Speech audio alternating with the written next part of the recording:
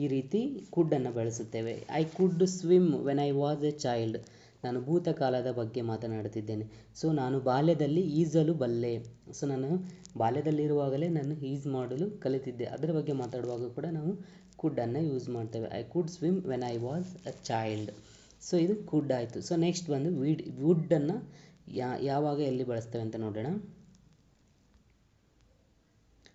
So would when ವಿನಯ, ಕಲ್ಪನೆ, ಅಭ್ಯಾಸ. So ಈ ಒಂದು ಸಂದರ್ಭದಲ್ಲಿ ನಾವು ವುಡ್ಡನ್ನು ಬಳಸುತ್ತೇವೆ. ವಿನಯವಾಗಿ ಮಾತನಾಡಲು ಅಥವಾ ಇಮ್ಯಾಜಿನರಿ ಸಿಚುವೇಶನ್ ಕಲ್ಪನೆ ಮಾಡಿಕೊಂಡು ಮಾತನಾಡುವಾಗ. ಇಂದಿನ ಅಭ್ಯಾಸ ಪಾಸ್ಟ್ ಹ್ಯಾಬಿಟ್. ಸೊ ಕುಡ್ಡನ್ನು ಪಾಸ್ಟ್ ಎಬಿಲಿಟಿ ಬಗ್ಗೆ ಮಾತಾಡ್ತಾಯಿದ್ವಿ, ಇಲ್ಲಿ ಹ್ಯಾಬಿಟ್ ಬಗ್ಗೆ ಮಾತಾಡ್ತಾ ಇದ್ದೀವಿ. ಸೊ ಎಕ್ಸಾಂಪಲ್ ನೋಡೋದಾದರೆ would you like tea. So ನಿಮಗೆ ಟೀ ಬೇಕಾ ಅಂತ ಕೇಳುವಾಗ. ಸೊ ಆಫರಿಂಗ್ ಮಾಡುವಂಥದ್ದು, ಸಮಥಿಂಗ್ ಆಫರ್ ಮಾಡುವಂಥದ್ದು. Would you like it tea, ನಿಮಗೆ ಟೀ ಬೇಕಾ. So if second example, if I were rich I would buy a car. ನಾನು ಶ್ರೀಮಂತನಾಗಿದ್ದರೆ ಕಾರು ಖರೀದಿಸುತ್ತಿದ್ದೆ. ಸೊ ಇಮ್ಯಾಜಿನ್ ಮಾಡಿಕೊಳ್ಳುವಂಥದ್ದು, ಕಲ್ಪನೆ. ಸೊ ಆ ಸಂದರ್ಭದಲ್ಲಿ ಕೂಡ ನಾವು ವುಡ್ಡನ್ನು ಬಳಸುತ್ತೇವೆ.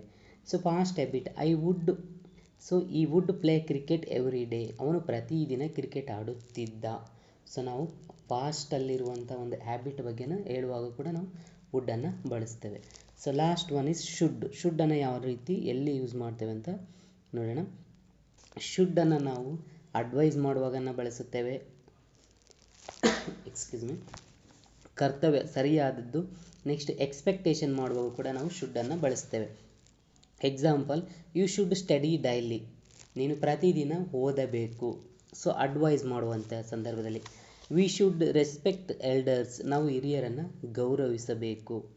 ಸೊ ಮೂರನೇ ಎಕ್ಸಾಂಪಲ್ ನೋಡೋದಾದರೆ, the train should arrive at 6.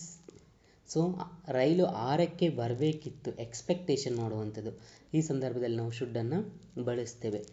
So the last one is so dash you like to join for a dinner. ಇಲ್ಲಿ ನಾವು ವುಡ್, ಕುಡ್, ಶುಡ್ ಯಾವುದನ್ನು ಬಳಸ್ತೇವೆ ಅಂತ ಕಮೆಂಟಲ್ಲಿ ತಿಳಿಸಿ. ಓಕೆ, ಈ ವಿಡಿಯೋ ಇಷ್ಟ ಆದರೆ ಲೈಕ್ ಮಾಡಿ.